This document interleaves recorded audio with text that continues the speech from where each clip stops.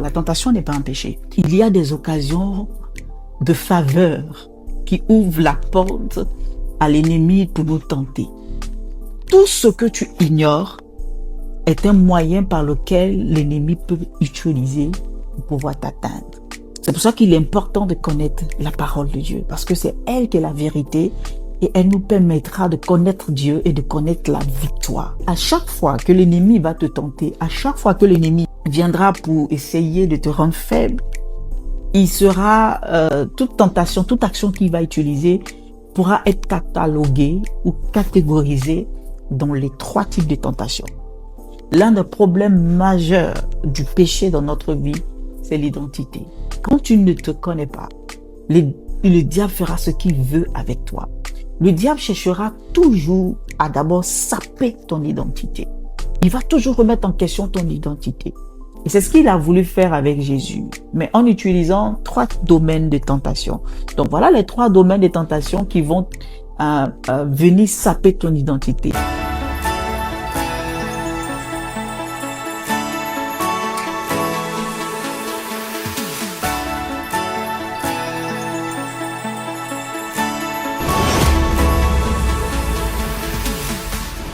Je t'explique pour que tu puisses mieux comprendre. La Bible dit ceci, que Jésus a été tenté en toutes choses, mais il n'a point péché. Ça voudrait dire que la tentation n'est pas un péché. Tu es d'accord avec moi? Alors, pour mieux comprendre les choses, c'est ceci, c'est que c'est lorsque nous succombons à la tentation que cela devient maintenant un péché. Si Jésus avait succombé à la tentation, mais on aurait dit que Jésus avait péché. Alors, la question n'est plus maintenant de chercher à savoir mais pourquoi je suis tenté et plein de choses qu'on n'arrive pas à s'en sortir. Du fait que Jésus ait été tenté et il n'est pas tombé dans la tentation, et la Bible nous dit également que Satan a cherché d'autres occasions. Bon, je recontextuel afin que tu puisses comprendre. En fait, lorsque Jésus s'est fait baptiser, à la suite de son baptême, la Bible dit que l'Esprit de Dieu le conduit dans le désert. Et lorsque il alla dans le désert, pour plusieurs raisons, dont je ne vais pas tout détailler ici, Jésus a été tenté par le diable. Il s'est rapproché de Jésus et il l'a tenté de plusieurs manières. Et lorsqu'il n'a pas pu faire tomber Jésus dans sa tentation, la Bible dit qu'il chercha d'autres occasions favorables pour tenter Jésus. La première chose qu'il faut comprendre, c'est que Jésus, pendant tout son temps sur la terre, il a eu des occasions favorables où l'ennemi a encore essayé de le faire tomber dans la tentation. Mais il n'a pas pu arriver à le faire tomber. Gloire à Jésus, parce que ça nous a permis d'être sauvés aujourd'hui. Mais l'élément qui est vraiment important à comprendre ici, c'est que déjà, il dit l'ennemi cherchait une occasion favorable. Bien aimé, il y a des occasions de faveur qui ouvrent la porte à l'ennemi pour nous tenter. Il y a des occasions de faveur. J'aimerais qu'on en parle de quelques occasions de faveur que l'ennemi utilise pour pouvoir nous tenter. Et puis après, je vais continuer pour t'expliquer comment Jésus a eu à avoir la victoire à ces tentations-là. Je vais t'aider parce que c'est le plus important, c'est d'avoir la victoire. Parce que si tu n'as pas la victoire, ça sert à quoi de chercher à comprendre les tentations, comment le diable fonctionne? Non, le plus important, ce sont les clés qui te permettront d'être victorieux. Alors, parlons de ces occasions favorables. Les occasions favorables, ce sont les occasions où le diable sait ou pense ou te sait, j'espère que tu vas me comprendre, que tu es dans l'ignorance. Donc, en d'autres termes, c'est que le diable pense que tu es dans l'ignorance, ou bien sait que tu es dans l'ignorance. Tout ce que tu ignores est un moyen par lequel l'ennemi peut utiliser pour pouvoir t'atteindre.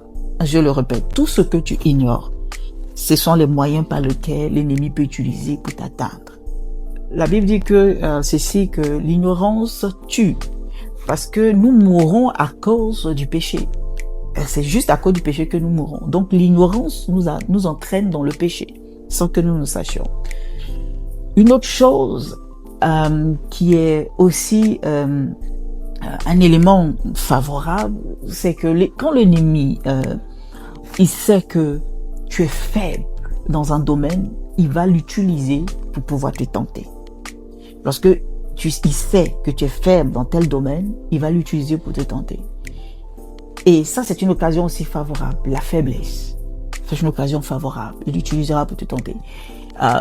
Il y a plein d'autres occasions favorables, telles que aussi notre convoitise. Lorsque la Bible dit que lorsque nous sommes amorcés par notre convoitise, il sait ce qui te plaît, il sait ce qui te fera plaisir, par ta façon de faire, par ta façon d'agir. Donc, il va utiliser ces éléments-là pour pouvoir t'atteindre, pour pouvoir essayer de te faire tomber. Donc, voilà quelques éléments favorables comme ça que je mets en place. Et j'aimerais dire ceci.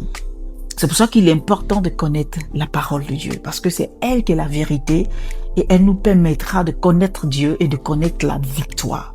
Alors, parlons ensemble de la victoire pour que tu puisses mieux comprendre et cerner le phénomène de la tentation dans notre vie. Alors, quand j'analyse en fait ce que Jésus a traversé dans le désert, et que la Bible me dit encore que le diable a eu des occasions favorables, et que je vois un peu comment est-ce que la vie se déroule, je me dis, certainement Jésus a eu beaucoup d'occasions, telles qu'il y avait par exemple, si on veut parler des occasions de convoitise, des occasions de l'impudicité, de l'adultère, il était accompagné, environné de femmes. C'est pas quelque chose que le diable n'a pas essayé de vouloir le faire tenter. Il a été tenté en toutes choses, dit la parole de Dieu.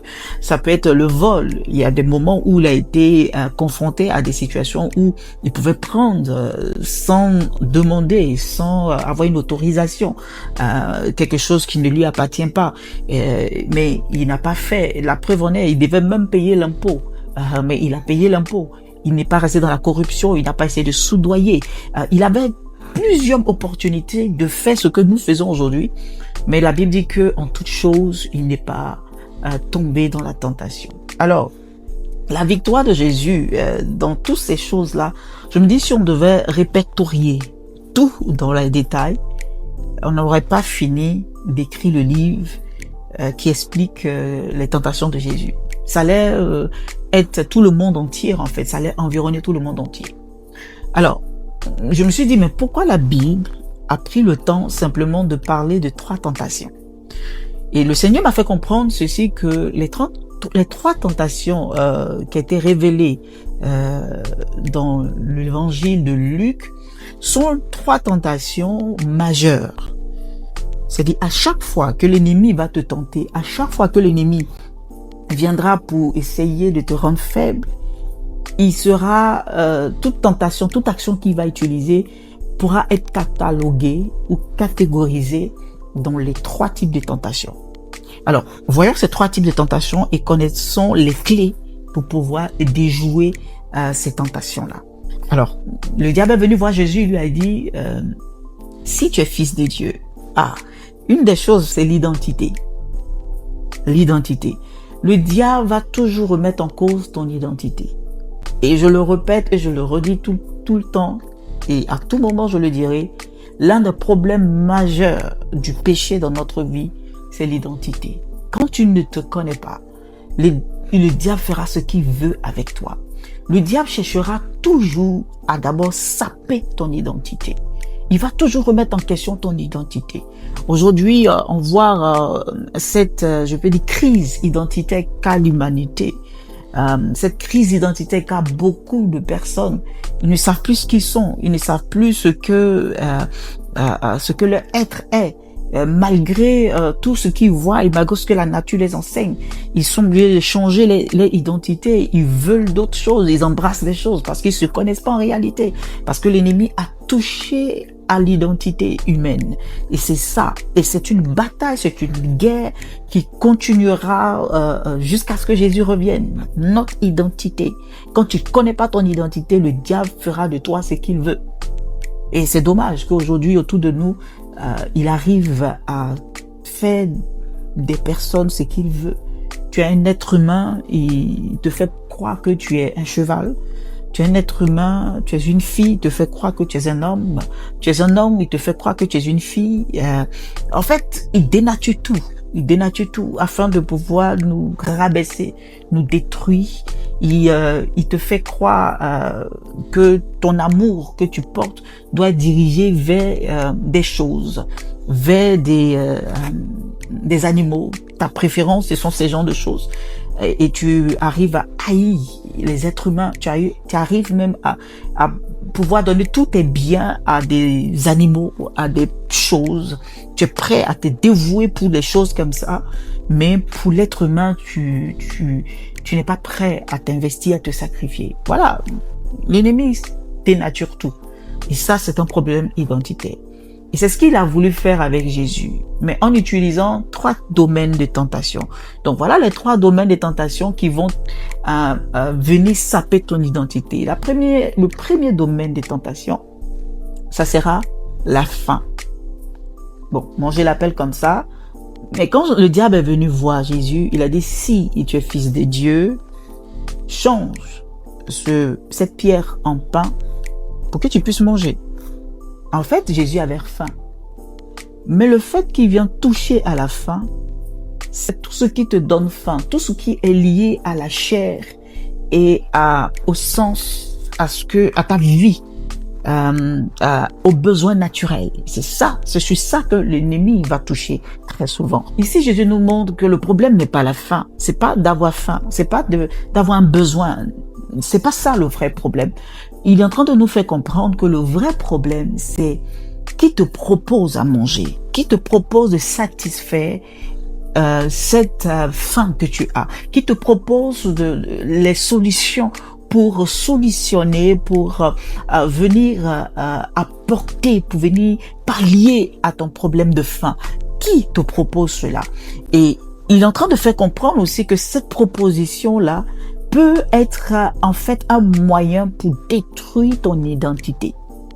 C'est pour cela qu'il faut faire très attention à toute proposition, à toute satisfaction de faim, à toute satisfaction à toute nourriture qui t'est proposée pour satisfaire tes besoins.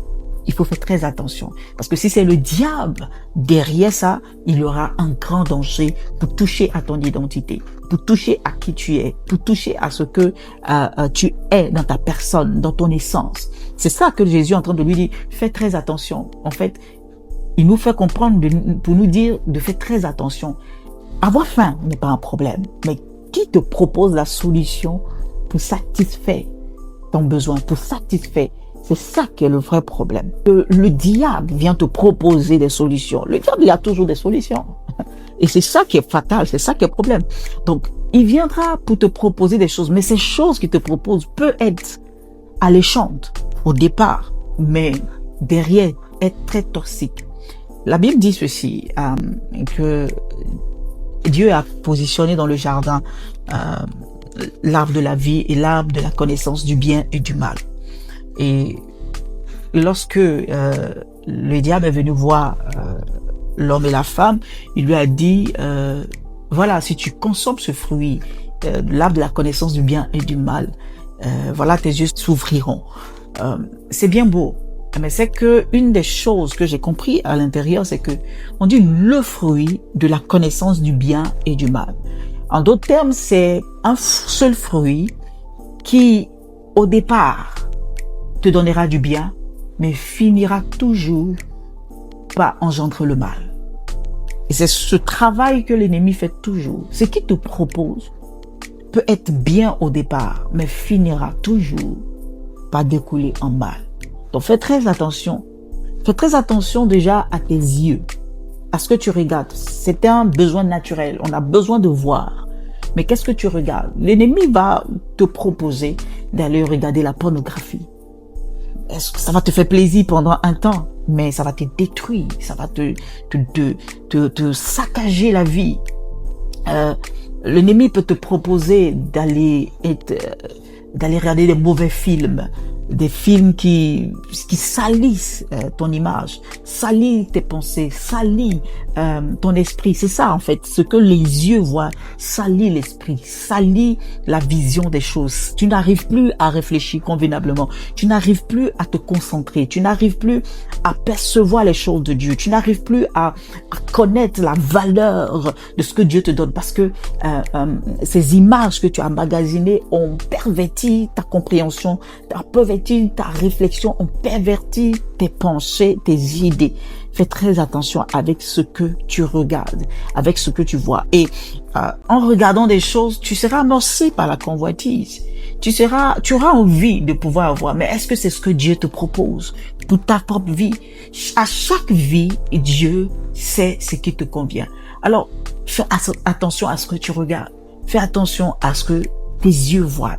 Il va même te proposer. Voir des choses, c'est pas mauvais. Mais fais attention. Qui te propose ces choses? Une des choses aussi, par rapport à la faim, c'est le goût. On a envie de goûter. La langue.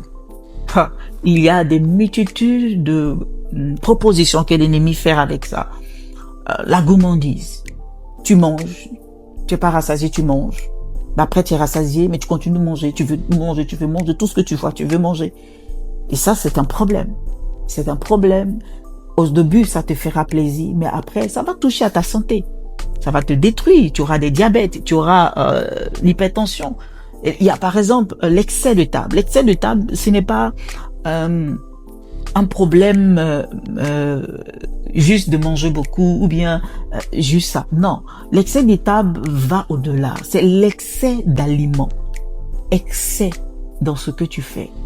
Quand tu manges trop de sel, tu auras les conséquences.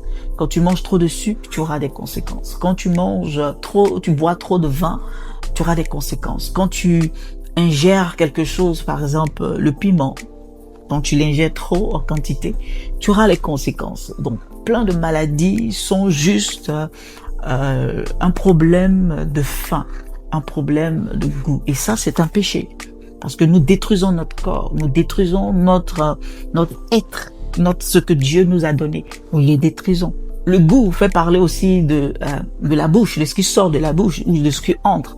Je vais pas rentrer dans plein de choses, mais ce que je veux dire aussi, par exemple, la médisance. Souvent, tu as envie de parler des gens en mal, tu sais pas pourquoi. C'est l'ennemi qui met ça dans ta bouche. C'est une façon de manger, de consommer. Il veut que ça sorte. Il veut que tu puisses le dire. Il met ça, ces paroles dans ta bouche. La calomnie, parfois le mensonge. Tu sais pas pourquoi, mais c'est dans ta bouche. Tu veux mentir, tu veux dire des choses, des contre-vérités. Et parfois même, c'est des petites choses, des trucs banals, mais qui nous détruisent, qui nous pourrissent la vie. Écoutez, les mensonges, ça foisonne de partout. De partout. On n'a pas besoin d'un gros. L'ennemi a besoin juste d'un petit élément. Parfois, ne pas dire la vérité là où il faut dire la vérité, c'est un mensonge. Parce que tu caches la vérité. Parce que tu as peur. Donc, l'ennemi crée beaucoup de choses dans notre goût, dans notre façon de le faire. Et il vient pour détruire. Ce sont des tentations qui sont là également. Il y a lui qui est aussi un élément de faim.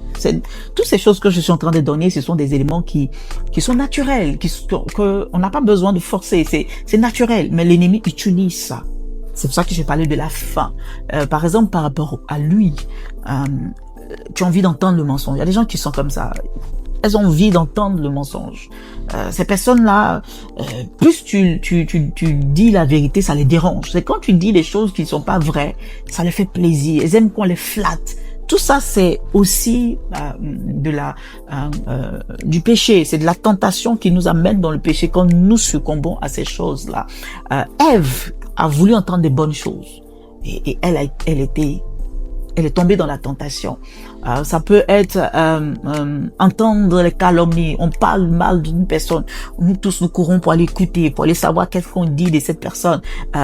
Les critiques, qu'est-ce qu'on dit de cette personne. Tout ça, c'est la démangeaison de lui, la faim d'entendre des choses. L'ennemi nous attaque par ces genres de choses. L'ennemi va essayer également de te toucher au niveau de lui par la mauvaise musique. Il va te faire écouter des mauvaises choses. Écoute, ce sont des musiques qui, quand tu écoutes, ça te pousse dans la tristesse. Ou quand tu écoutes, ça te pousse avoir un désir de colère, un désir de suicide, parfois un mauvais comportement. Parfois, ça te pousse à avoir un style un peu vraiment bizarre qui ne glorifie pas le nom de Jésus. L'ennemi va essayer par la musique à te pousser même, à te donner des envies de fornication, d'impureté, qui va te, ou même il va te pousser à faire des danses qui sont obscènes, des danses qui ne glorifient pas le nom de Jésus. L'ennemi va te pousser par ces genres de musique là à pouvoir en fait détruire ton intérieur, parce que c'est ce qu'on entend qui nous donne la foi, nos actions, et ce qui fera que lorsque tu entendras cette musique, tes actions seront polluées, tes actions seront touchées, et tu seras en train de dégrader, de tomber dans le péché sans que tu ne t'en rendes compte. C'est pour cela qu'il faut faire très attention en la musique que nous écoutons, mais aussi en ce que même nous entendons comme information, parce que l'ennemi va toucher ça, il va toucher ça. Ce que nous entendons comme information, il va toucher, il va te donner de mauvaises informations, parce que si tu aimes souvent des informations, c'est ce qui fait qu'aujourd'hui, même dans la télévision et sur les réseaux sociaux, les informations que tu entends, qu'est-ce que ça crée en toi? Ça crée de l'inquiétude. Alors que la Bible dit, par exemple, Jésus dit, ne vous inquiétez de rien. Ne vous inquiétez pas du lendemain. La Bible nous dit de croire en Christ, et par l'évangile, et même par les épîtres de Paul, il nous parle par exemple d'être toujours joyeux, mais tu es toujours anxieux, tu es toujours dans l'inquiétude, tu penses à demain, est-ce que je vais pouvoir, C'est l'ennemi qui utilise ces informations pour t'entraîner à ne pas croire en Dieu et à perdre ton identité. Tu es appelé à être une personne inébranlable. Tu es appelé à être une personne qui marche dans la vérité. Tu es appelé à être une personne qui avance dans la vie. Tu es appelé à être une personne qui brave les obstacles. Tu es appelé à être une personne qui réussit tout ce qu'elle entreprend. Voilà ce que tu as, ce dont Dieu veut que tu puisses comprendre, que Dieu veut que tu puisses y entrer. Mais à cause des informations que tu reçois, tu es freiné, tu es stoppé par ces choses et qui font que tu n'arrives pas à avancer. Fais très attention à ce que tu entends. Fais très attention à ce que même parfois, il y a des parents qui tombent dans la tentation, eux-mêmes ils pêchent, et ils pêchent aussi, ils font pécher aussi leurs enfants. Qu'est-ce que vous dites à vos enfants? Non seulement vous péchez par la langue, mais vos enfants, vous les faites pécher. Parce que pécher, c'est se détourner de la direction de Dieu. Pécher, c'est de se détourner de ce que Dieu te demande de faire. Donc, tout ce que tu dis à l'enfant, tout ce que tu donnes comme information, ça peut être même en tant que enseignant, ce que nous disons aux professeurs, ça peut être même des pasteurs, ce que nous disons à nos fidèles, ça peut être des médecins, ce que nous disons. Tout ça, c'est des tentations auxquelles l'ennemi utilise pour pouvoir nous atteindre. Faisons très attention. Il y a également, dans la faim, il y a aussi l'odorat. Tu vas me dire, mais l'odorat, comment? Mais on tombe dans la tentation par l'odorat. Ce que tu sens peut affecter ta destinée, peut affecter ton identité. Je prends un exemple. Quelqu'un qui fume à la cigarette, c'est par l'odorat. Il fume, c'est vrai, il ingurgite, mais c'est l'odorat. Parce que l'odorat, c'est le poumon que tu utilises. Le poumon, il y a à l'intérieur le souffle de vie que Dieu t'a donné. Et tu viens saper ce souffle de vie là, ou bien les éléments naturels que Dieu a mis en place pour pouvoir te permettre de respirer son souffle de vie. Tu viens le polluer et tu te dégrades.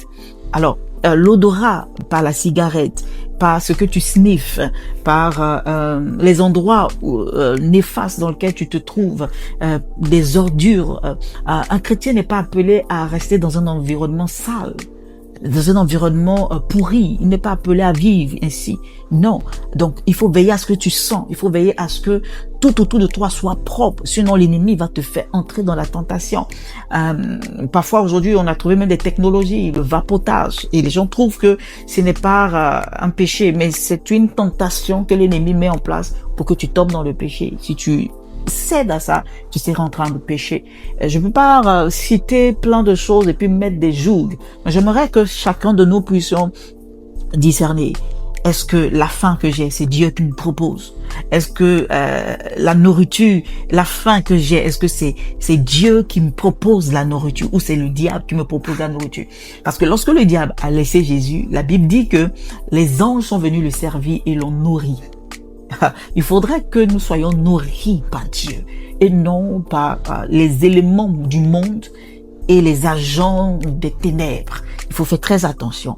Il y a également le toucher, ce que nous touchons ou ce que nous laissons nous toucher. L'ennemi va utiliser cela aussi pour nous atteindre. Il y a la fornication, lorsque nous nous laissons toucher par une femme avec un mauvais désir, nous nous laissons toucher par un homme par un mauvais désir, tout ça ce sont des éléments, des moyens pour pouvoir nous induire dans le péché.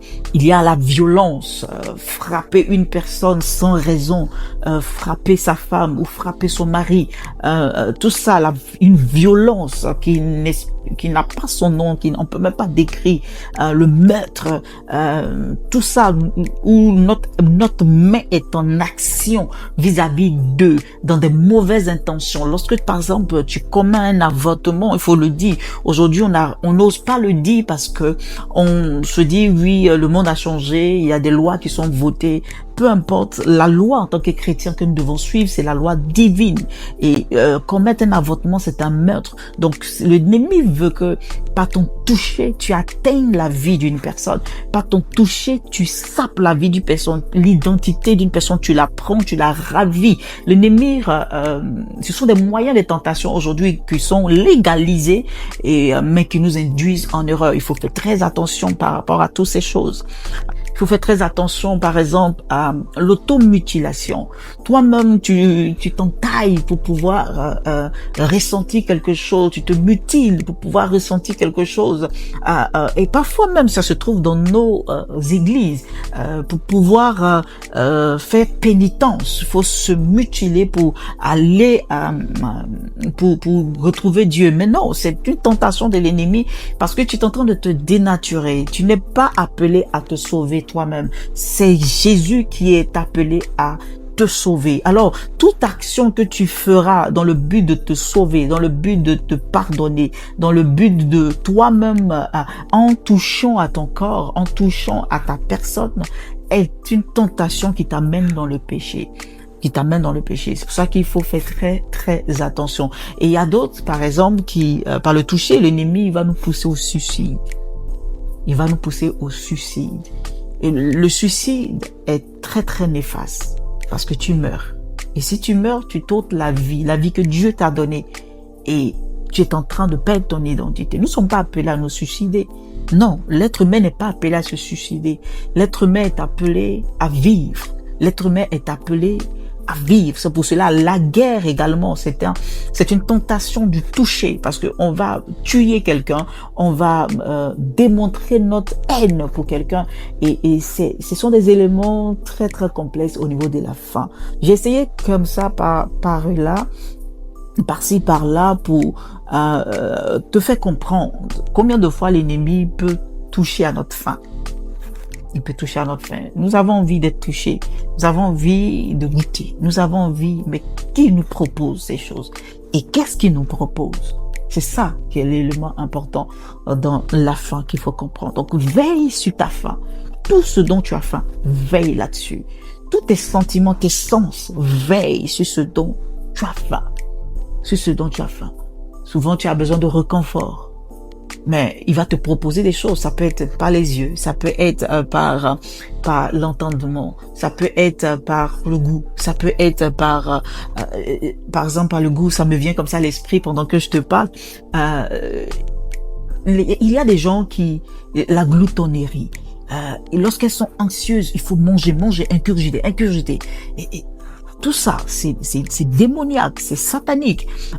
Il y a d'autres, par exemple, qui sont tellement anxieuses, elles sont obligées de, par exemple, l'anorexie. Ce n'est pas une maladie simple, humaine, c'est une maladie démoniaque. Parce que, et comment tu peux ingurgiter quelque chose et puis, en plus, de toi-même, enlever, ôter. Tout ça, c'est, l'ennemi utilise ça pour pouvoir nous atteindre. Faites très attention. Qui nous propose pour satisfaire notre besoin naturel? Qui nous propose? Qu'est-ce qu'il nous propose pour pouvoir satisfaire notre faim naturelle? Faites très attention. Jésus, il a été servi par les anges et non par les démons. Il a été servi par Dieu lui-même et non par Satan. Faites très attention. L'autre élément sur lequel l'ennemi peut nous atteindre, si ce n'est pas dans un domaine de la faim, c'est dans un domaine du royaume terrestre. Il dit à Jésus, voilà tous les royaumes terrestres qui sont là. Si tu te prosternes, je te donnerai ces royaumes. Et Jésus n'a pas cédé. Donc, l'un des éléments qui fait que parfois nous tombons dans la tentation et dans le péché, c'est que nous laissons prosterner devant les royaumes de la terre, devant le système de ce monde, devant ce que l'ennemi peut nous présenter. Nous rêvons à des choses. Souvent, nous sommes accrochés. Oh, la Bible nous dit ceci. Cherchez premièrement le royaume des cieux et non le royaume terrestre. Et l'ennemi va créer des situations autour de toi qui vont t'amener à rechercher les choses terrestres. Écoute, tu vas commencer à passer ton temps à rechercher l'argent. Tu gagnes 2000 euros, tu vas chercher à aller à 5000 euros. Tu vas chercher à aller à 10 000 euros. Tu vas chercher à aller à 1 million d'euros. Et ça serait pas suffisant. Tu vas encore rechercher. Est-ce que avoir plus d'argent est mauvais? Non. Je suis pas en train de dire qu'il faut être pauvre, il faut rester simplement avec un niveau très bas de la vie de la société. Non, c'est bien de chercher à s'élever, à prospérer dans la vie. Mais quel est l'état de ton cœur? Parce que là, il a dit à Jésus de se prosterner.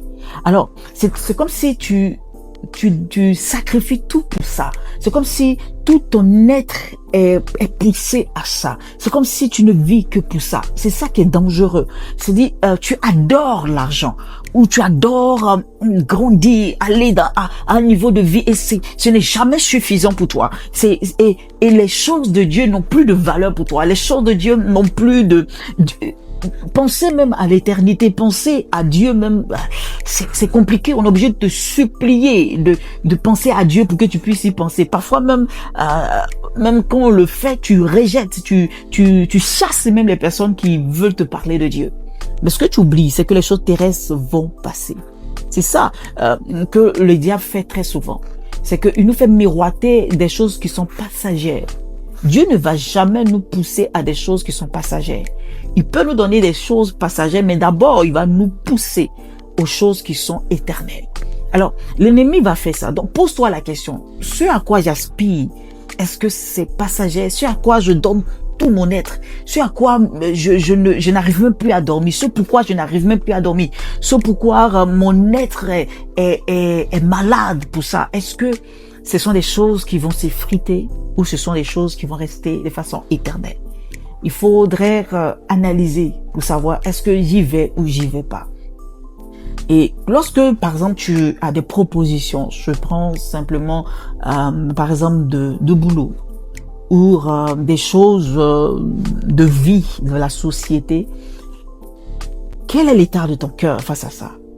Est-ce que tu soupires simplement à ça pour avancer, pour que toi tu sois vu, ou bien pour que tu sois riche, pour que tu sois... Parce qu'il a proposé à Jésus, ah oui, tous ces royaumes, c'est-à-dire tu veux conquérir la terre, c'est ça qui te passionne. Est-ce que c'est ça qui est dans ton cœur? Si c'est ça, fais très attention. Qui te propose? Et qu'est-ce qui est derrière? Alors que pour Dieu, lorsqu'il nous propose ces choses, il va d'abord mettre en nous cette intention. Il va mettre en nous cette soif. Il te permet de gagner, d'accéder à ce niveau de vie parce que tu as en toi cet appétit, cette envie de glorifier Dieu, cette envie de glorifier et de faire avancer le royaume des cieux. Dieu ne peut pas te permettre d'accéder à un niveau de poste. Dieu ne peut pas te donner un niveau financier s'il ne met pas dans ton cœur le désir ardent d'aider les gens qui sont autour de toi, le désir ardent de faire prospérer les frères et les sœurs autour de toi, de faire grandir son royaume, que son évangile, que cette bonne nouvelle de l'évangile soit propagée. Dieu ne t'amène pas à un niveau juste pour ta propre satisfaction. Il le fait parce que il a déposé en ton cœur. Donc, lorsque des propositions te sont données, regarde quel est l'état de ton cœur. Est-ce que tu es envahi par une paix de glorifier le Seigneur ou bien tu es envahi par une paix de te glorifier? C'est ça que tu dois regarder. L'ennemi va chercher toujours à ce que tu te prosternes devant lui. Parce que tu te prosternes pour embrasser les choses qui te proposent autour et qui vont te servir en retour. Alors que nous sommes créés pour servir Dieu. Nous sommes créés pour servir le royaume des cieux. C'est ça que tu dois regarder. Pourquoi est-ce que j'accède à ça? Pourquoi est-ce que j'obtiens ça? Même dans ta famille, tu dois te poser la question en tant que célibataire. Pourquoi je dois me marier? Est-ce que c'est pour ta propre satisfaction ou bien c'est pour glorifier Dieu? C'est tous ces genres de choses. Parce que lorsque le diable, par exemple, te propose une femme, ou un homme, derrière ça sera pour ta propre satisfaction ou bien pour un intérêt particulier terrestre. C'est tout. Alors que quand Dieu te propose un partenaire, c'est pour accomplir son œuvre, c'est pour accomplir et faire avancer le royaume des cieux. Tu vois la différence? Et si tu es marié, dans ton mariage, quelles sont les choses qui te sont proposées? Quelles sont les choses que tu fais? Dieu ne te donnera rien de cette terre si derrière il n'y a pas le but du royaume des cieux. Donc fais très attention. Très, très attention.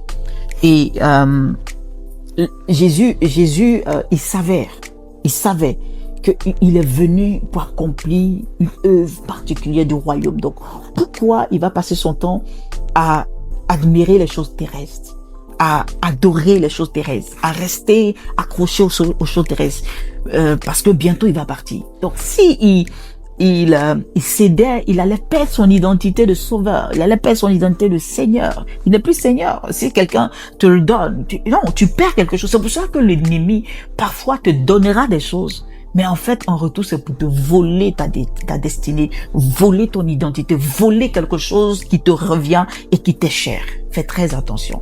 Il y a plein de propositions dehors, mais regarde ce qui est convenable à l'avancement de l'œuvre de Dieu. Regarde ce qui est convenable à l'avancement et à la gloire de Dieu. Fais très, très, très, très attention à tout ce qui t'est proposé. Ne te laisse pas aller juste parce que point temps, ça te fera plaisir. Point temps, ça t'élèvera. Point temps, tu gagneras. Non. Fais très, très attention parce que derrière, il y a ton identité qui est en jeu. Fais très, très, très attention. Et la troisième chose, par rapport à la tentation dans laquelle le diable a amené Jésus, c'est la dépendance à Dieu. Il a dit ceci, il est venu, il a amené Jésus au haut du temple. Il y a beaucoup de révélations dans ça, mais je vais essayer d'être concis. Il a amené Jésus au haut du temple. Et il dit à Jésus, jette-toi. Et il ordonnera des anges pour pouvoir te délivrer. Il a pris un passage déjà adressé et que David a dit, qu'il a pris pour pouvoir donner à Jésus, proposer à Jésus. Mais écoute, Jésus pouvait sauter et puis ordonner lui-même, parce qu'il est Dieu, ordonner lui-même les anges de venir le sauver. Ou de faire un miracle et puis paf. S'il a marché sur les eaux, c'est pas s'envoler qu'il ne peut pas faire. S'il a marché sur les eaux, il a ressuscité des morts, guéri des malades. Il peut même se laisser tomber puis lui-même renaître ou se guérir lui-même. Il est capable de faire. Donc il pouvait faire juste pour prouver. Mais le problème, c'est que Jésus s'est soumis pas à la parole du diable, mais à la parole de son Père. Son Père ne lui a pas dit de le faire. Il ne le fait pas. C'est tout simple. En fait, l'ennemi est en train de toucher à la soumission de Jésus. Qui est-ce qui dépend? Jésus dépendait-il de lui-même ou de Dieu? Dépendait-il des hommes, de ce qu'il entend? Dépendait-il de Satan ou dépendait-il de Dieu? À cet instant-là, Jésus a montré que non, je dépends de Dieu. Mon Père ne m'a pas dit de sauter, je saute pas. Écoute, Jésus était positionné en haut du temple. J'aimerais aller un peu en profondeur par une révélation pour nous faire comprendre quelque chose. Parfois,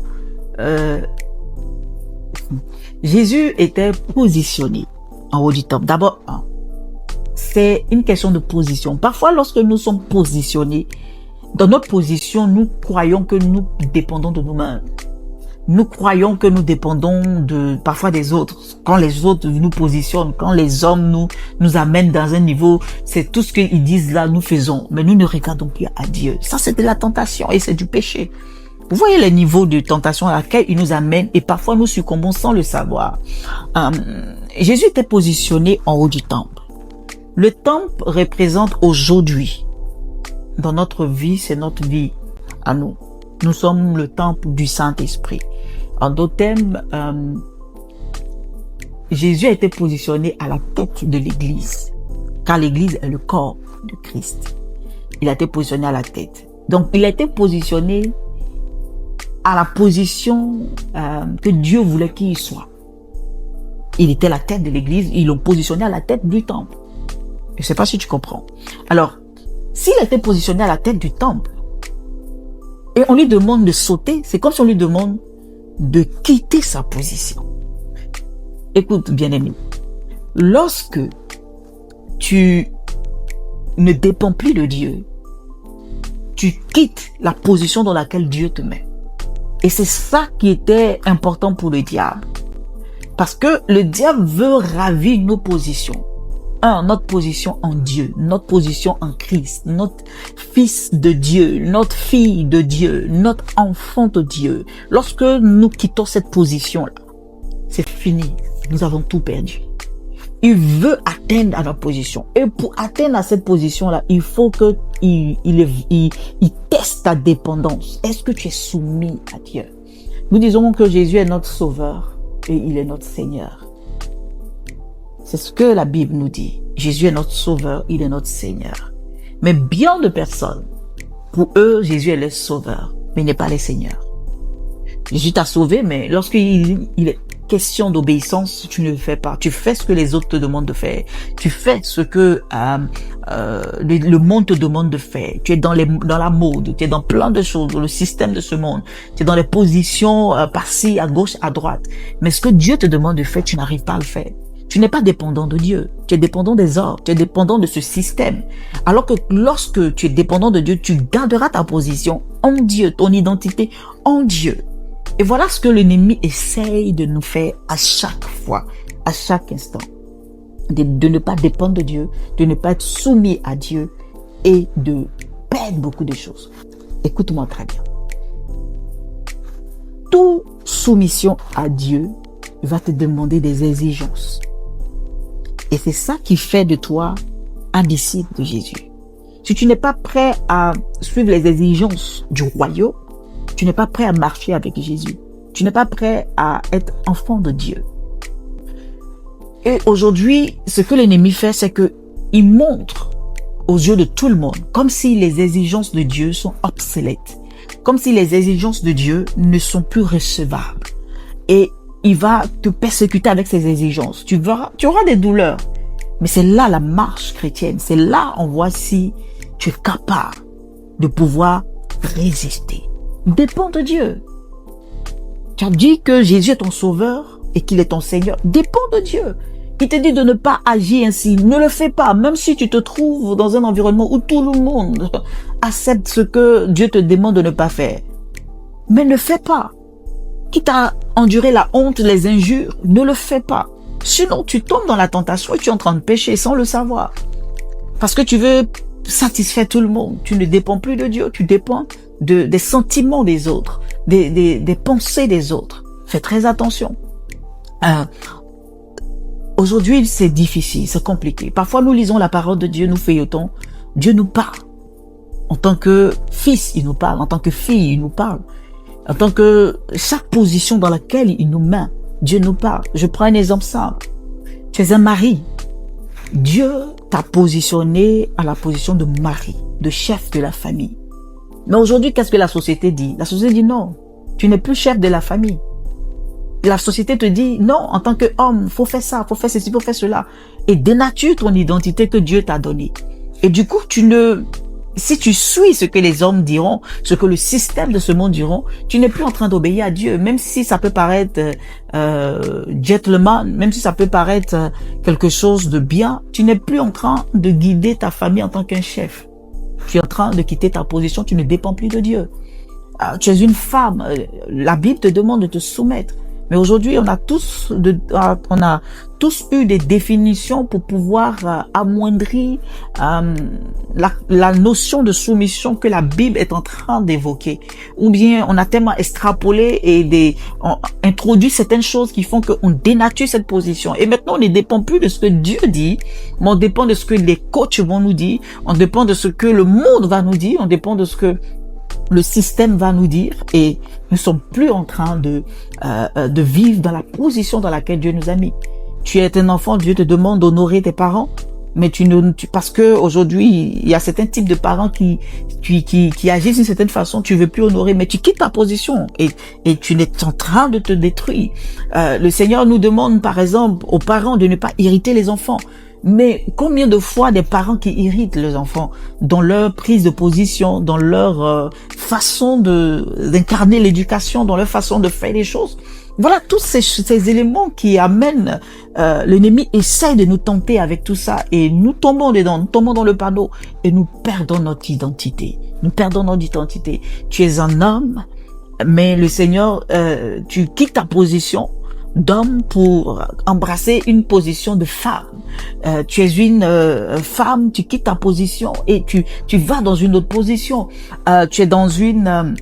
Dieu t'a positionné et t'a donné une certaine qualité dans ta façon de faire, mais tu vas quitter, tu n'es plus dépendant de Dieu. Aujourd'hui, voilà combien de fois l'humanité est en train de se dégrader dans son identité à cause de la tentation. Et si, en tant que chrétiens, nous ne veillons pas, nous allons perdre notre identité. L'identité qui nous a été donnée du royaume des cieux. Alors, voilà ce que je veux te dire. Fais très attention. La tentation, c'est à 3 niveaux que l'ennemi essaye. Il peut mélanger. Il peut faire une combinaison de 2, combinaison de 3, une combinaison d'un seul à la fois. Mais sache que dans toutes les tentations que tu auras, on pourra les catégoriser dans ces 3 éléments-là. Alors, je t'en conjure, fais très attention à toi. Mais pour y arriver, c'est simple.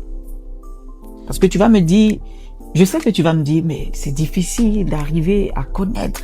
Je te demande pas de connaître le rouage, ça c'est quelle tentation pour... Non, je ne demande pas ça. Je te demande simplement de connaître ton identité en Christ. Qui tu es. Qui tu es en Christ. C'est tout ce que je te demande. Plus tu vas t'abreuver de ton identité, de ce que Dieu dit que tu es, plus tu auras la capacité de pouvoir déjouer les plans de l'ennemi et d'être victorieux. C'est tout. Plus tu connaîtras ton identité. Et pour connaître ton identité, c'est ce que Dieu a dit. La parole de Dieu. C'est pour cela que Jésus a dit, il est écrit. Il est écrit. Il est écrit. Il connaissait la parole. Il savait qu'il était déjà fils de Dieu parce que juste avant la tentation, il était en train de se baptiser et le Père a dit, celui-ci est mon fils bien-aimé en qui j'ai mis toute mon affection. Donc, il faut que tu connaisses ton identité et l'affection que Dieu porte pour ta vie. C'est en cela que tu vas pas te laisser aller par toutes ces tentations qui foisonnent un peu partout. Tu vas pas te laisser aller par toutes ces tentations qui sortent du jour au lendemain. On ne sait pas combien de tentations par jour qui sont encore créées, imaginées. Donc, fais très attention. Donc, voilà le conseil que j'aimerais te donner par rapport à la tentation. Écoute bien, la tentation n'est pas un péché. Tout le monde est tenté. Mais c'est lorsque tu succombes, c'est là que tu commences à pécher. Mais la seule solution à faire, c'est de t'abreuver de l'identité à laquelle ton Père, ton Créateur t'appelle. Abreuve-toi et tu verras, tout sera facile pour toi. Si ce que je t'ai dit, ça t'a touché, ben c'est simple. Accroche-toi à ces paroles, abreuve-toi quotidiennement et puis partage à d'autres personnes pour que ils puissent aussi en bénéficier. D'accord? On fait comme ça. Dieu te bénisse.